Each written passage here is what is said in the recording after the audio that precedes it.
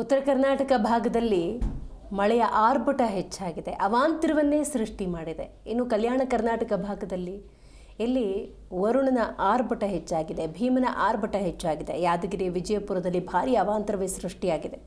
ನೋಡಿ, ಭೀಮನ ಅಬ್ಬರ ಎಷ್ಟರ ಮಟ್ಟಿಗಿದೆ ಅನ್ನೋದನ್ನು ನೀವು ಈ ದೃಶ್ಯದಲ್ಲಿ ಗಮನಿಸಬಹುದು. ನದಿ ತೀರದ ಪ್ರದೇಶಗಳಲ್ಲಿ ಪ್ರವಾಹದ ಭೀತಿ, ಬಹಳಷ್ಟು ಹಾನಿ ಕೂಡ ಉಂಟಾಗಿದೆ. ಉತ್ತರ ಕರ್ನಾಟಕ ಭಾಗದಲ್ಲಿ ಮಳೆ ಅವಾಂತರವನ್ನು ಸೃಷ್ಟಿ ಮಾಡಿದೆ. ಬಹಳಷ್ಟು ಪ್ರದೇಶಗಳು ಹಾನಿಗೊಳಗಾಗಿದೆ. ನೋಡಿ, ಆ ಊರಿನೊಳಗೆ ನೀರು ನುಗ್ಗಿರುವುದನ್ನು ಈ ದೃಶ್ಯದಲ್ಲಿ ಗಮನಿಸಬಹುದು. ಬದುಕೋದು ಅಸಾಧ್ಯ. ಕಾಳಜಿ ಕೇಂದ್ರಗಳಿಗೆ ರವಾನೆ ಜನರನ್ನು ಮಾಡಲಾಗಿದೆ. ಬಟ್ ಬದುಕನ್ನು ಕಟ್ಟಿಕೊಳ್ಳೋದು ಹೇಗೆ? ಇದು ಸದ್ಯದ ಪರಿಸ್ಥಿತಿ. ನೆರೆಪೀಡಿತ ಪ್ರದೇಶಗಳ ವೀಕ್ಷಣೆಯನ್ನು ಮುಖ್ಯಮಂತ್ರಿ ಸಿದ್ದರಾಮಯ್ಯನವರು ಮಾಡ್ತಾರೆ. ಪರಿಶೀಲನಾ ಬಳಿಕ ಅಧಿಕಾರಿಗಳ ಜೊತೆ ಸಿದ್ದರಾಮಯ್ಯನವರು ಮಾತುಕತೆಯನ್ನು ನಡೆಸ್ತಾರೆ. ಎಲ್ಲೆಲ್ಲಿ?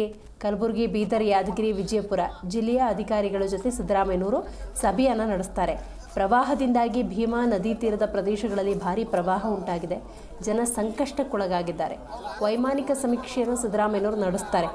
ಈಗಷ್ಟೇ ವಿಜಯೇಂದ್ರ ಅವರು ಕೂಡ, ಮುಖ್ಯಮಂತ್ರಿ ಸಿದ್ದರಾಮಯ್ಯನವರು ಇದಕ್ಕೆ ಸಂಬಂಧಪಟ್ಟಂತೆ ನೆರೆ ಹಾವಳಿ ಪ್ರದೇಶಗಳಿಗೆ ಭೇಟಿ ನೀಡಲು ಕಲಬುರಗಿಗೆ ಆಗಮಿಸ್ತಿರೋದ್ರಿಂದಾಗಿ ಮೊದಲೇ ಭಾಗಕ್ಕೆ ಪರಿಹಾರವನ್ನು ಘೋಷಣೆ ಮಾಡಲಿ ಅಂಥೇಳಿ ವಿಜಯೇಂದ್ರ ಒತ್ತಾಯಿಸಿದ್ದಾರೆ. ಸೊ ಮುಖ್ಯಮಂತ್ರಿಗಳು ಪ್ರವಾಹ ಪೀಡಿತ ಪ್ರದೇಶಗಳ ಕುರಿತಾಗಿ ವೈಮಾನಿಕ ಸಮೀಕ್ಷೆ ನಡೆಸ್ತಿರೋದು ಸ್ವಾಗತಾರ್ಹ. ಆದರೆ ಹೆಲಿಕಾಪ್ಟರ್ ಮೂಲಕ ಸಮೀಕ್ಷೆ ನಡೆಸಿದರೆ ಜನರ ಬಳಿ ಹೋಗಿ ಕಷ್ಟ ಕೇಳೋರು ಯಾರು ಅನ್ನುವಂಥ ಪ್ರಶ್ನೆಯನ್ನು ವಿಜಯೇಂದ್ರ ಎತ್ತಿದ್ದಾರೆ. ಸೊ ಅದಕ್ಕೀಗ ಶರಣಪ್ರಕಾಶ್ ಪಾಟೀಲ್ ಕೂಡ ಉತ್ತರ ಕೊಟ್ಟಿದ್ದಾರೆ, ನೀವು ಗಮನಿಸಿದ್ರಿ. ಸೊ ಇದೆಲ್ಲವನ್ನು ಗಮನಿಸಿ ಒಂದು ವೈಮಾನಿಕ ಸಮೀಕ್ಷೆ, ನಂತರ ಅಧಿಕಾರಿಗಳ ಜೊತೆ, ನಂತರ ಪರಿಹಾರದ ಬಗ್ಗೆ ಸರ್ಕಾರ ನಿರ್ಧಾರ ತೆಗೆದುಕೊಳ್ಳಲಿದೆ.